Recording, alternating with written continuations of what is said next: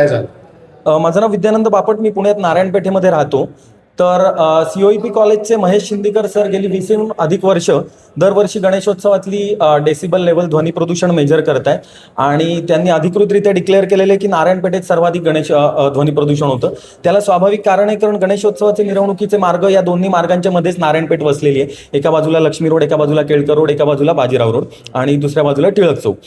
तर आणि ओव्हरऑलच पेठांमधल्या आणि संपूर्ण पुण्यातल्या किंवा ओव्हरऑलच सर्व शहरी भागातल्या नागरिकांना कुठचेही सार्वजनिक सण उत्सव म्हणजे प्रचंड ध्वनी प्रदूषण आणि रहदारी अडथळा याला समानार्थी शब्द वाटायला लागलेले आहेत. तर उत्सव सार्वजनिकरित्या साजरा करायला विरोध नाही, परंतु त्यामध्ये आजूबाजूच्या नागरिकांना त्रास होऊ नये याची खबरदारी घेणं गरजेचं आहे. नाहीतर नागरिक हे गणेशोत्सवाकडे एक आनंददायी उत्सव असं म्हणून बघण्याचं सोडून एक पीडा किंवा नको असलेली गोष्ट असं म्हणून बघायला सुरुवात करते. आतमध्ये ती जनसुनावणी होती, तर त्यामुळे त्यांनी सुरुवातीला सांगितलं की ज्यांना ध्वनी प्रदूषणाबद्दल आक्षेप असतील ते त्यांनी मांडावे. तर सर्वप्रथम लगेच मी हात वर केला, त्यांनी मला माईक दिला आणि मग मी म्हणणं मांडलं की सोलापूरकरांनी गेल्या वर्षीच गणेशोत्सव हा लाऊडस्पीकर मुक्त केलेला आहे, पुणेकरांनीही आता तो करावा यावर्षी.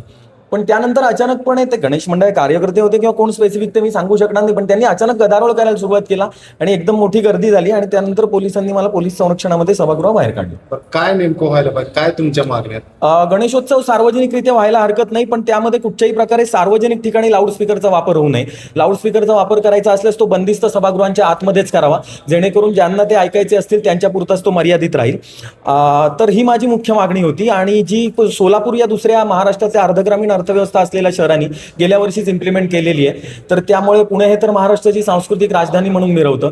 तर त्यामुळे मला अशी नक्कीच आशा आहे की यंदा तरी पुण्यामध्ये ध्वनी प्रदूषण मुक्त किंवा लाऊडस्पीकर मुक्त किमान त्रास होतो पेठेतल्या लोकांना.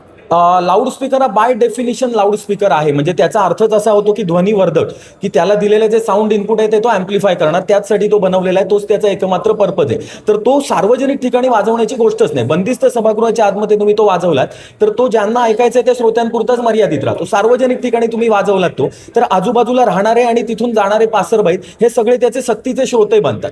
तर काय त्रास होतोय लोकांना? उदाहरण म्हणजे असा स्पेसिफिक इव्हेंट काही सांगता येणार नाही, तो एक परसिस्टंट असतो. म्हणजे गणेशोत्सवाचे 10 दिवस आहेत, त्यातले 8 ते 9 दिवस स्टँड अलोन लाऊडस्पीकर संध्याकाळी 4-5 वाजल्यापासून रात्री 12 वाजेपर्यंत तिथे वाजत असतो मंडपापाशी. आणि मिरवणुकीच्या दिवशी तर साधारण 24 ते 36 तास 1.5 ते 2 दिवस नॉनस्टॉप मिरवणुका जात असताना रस्त्यावरून लाऊडस्पीकर वाजत असतात.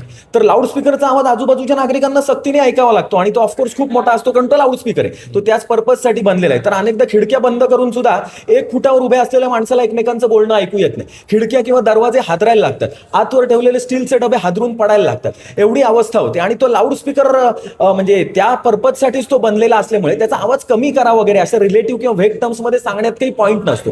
तर त्यामुळे तो सार्वजनिक ठिकाणी वाजवायलाच पूर्णपणे बंदी करणे हा त्याच्यावरचा मूलगामी उपाय आहे. आता तुम्ही नुसतं एक साधा विषय मांडला तर एवढा गदारोळ झाला, मागणी मान्य होईल असं तुम्हाला वाटतंय? हो, होईल असं वाटतं, कारण की सोलापुरामध्ये गेल्या वर्षीच ती मागणी म्हणजे त्यांनी ते इम्प्लिमेंट केलेलं आहे सोलापूर शहर आणि पूर्ण जिल्ह्यामध्ये.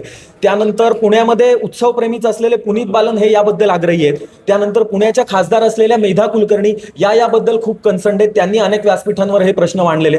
तर त्यामुळे मी 100% पूर्णपणे रॅशनली आशादायी आहे की, आणि पुणे ही तर महाराष्ट्राची सांस्कृतिक राजधानी आहे, इथे न आलेले किंवा प्रत्यक्ष न बोलणारे असे अनेक नागरिक सुद्धा या प्रश्नांनी पीडित आहेत. ते वेगवेगळ्या व्यासपीठांवर हे प्रश्न मांडतायत. तर त्यामुळे मी 100% रॅशनली ऑप्टिमिस्ट आहे की यंदाच्या वर्षी पुण्याचा गणेशोत्सव ध्वनी प्रदूषण किमान पक्षी लाऊडस्पीकर मुक्त तरी होईल. मुक्त मिरवणूक करा असं पण एक मागणी उठली होती. नंतर ते हिंदू धर्मांच्या सणांवरती निर्बंध आणले जातात असे गणेश मंडळ म्हणतात. नाही, हा आरोप मला हास्यास्पद वाटतो, कारण की गणेशोत्सवाच्या अगोदरच ईद ए मिलादचा सण आता परवावरच येतोय. मुस्लिम समाजातले इतके शेकडो व्हिडिओज मी तुम्हाला दाखवतो, दे आर ओपनली मुस्लिम. उलेमाज आहेत, त्यांनी जाहीररित्या आवाहनं केलेली आहेत की लाऊडस्पीकरच नाही, ढोल ताशा व्यतिरिक्त ईदची मिरवणूक काढावी. मी ईद मिरवणुकीचे व्हिडिओ दाखवतो, ते रहदारीसही अडथळा होऊ देत नाही, रस्त्याच्या एका बाजूने ते मिरवणूक काढतात.